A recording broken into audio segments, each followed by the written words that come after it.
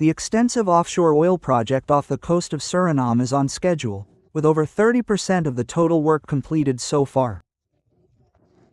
The construction of the Floating Production Storage and Offloading Unit, FPSO, an essential component of the project, is already approximately 60% complete. The FPSO will serve as the central production platform where the oil is extracted, processed, and exported to the global market. Progress aligns with the schedule established in 2024 during the Final Investment Decision, FID. Overall, in fact, today we are a bit more than 30% of the way through progress. And the FPSO, which is one of the main elements, that's where, as stated, the production will come from and be sold to the world, is around 60% of the progress. So it means that we really are, and it's according to the initial plan, the one that was announced during the FID in 2024. I would say that, more importantly, we are starting just 2 weeks of infrastructure.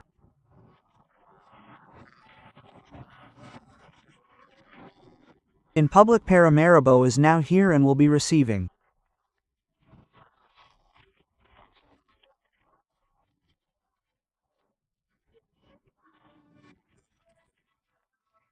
The gathering will take place in August, and from the end of the year. The drilling operation will start, so all of that to bring oil to Suriname in the first half of 2028. According to the plan, drilling activities will start by the end of this year, and the first oil production is expected in the first half of 2028. The Surinamese government was recently informed about the progress of the large-scale oil project, in which both technical and social developments are central. The visit by the Total Energies delegation aimed to provide insight into the current state of affairs, including the preparations and the construction of the production vessel that will pump and store oil.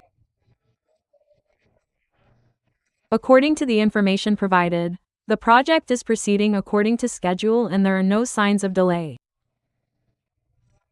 In addition to the construction activities, attention was also paid to other investments and the implementation of social projects in Suriname.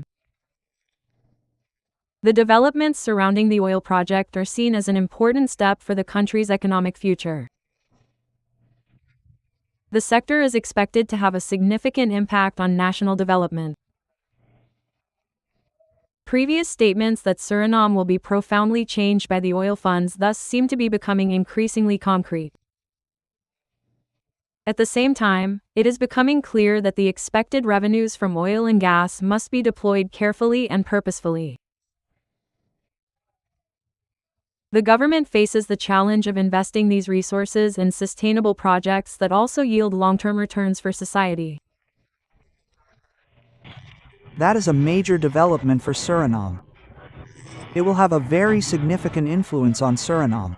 As was said earlier at the discovery of oil, Suriname will never be the same again. We expect that as well. But above all, it is also for the government, the Surinamese government, to make plans so that we actually spend the revenues we will derive from this sector, from this project, on projects that can be sustainable in the long term for our country, for our nation.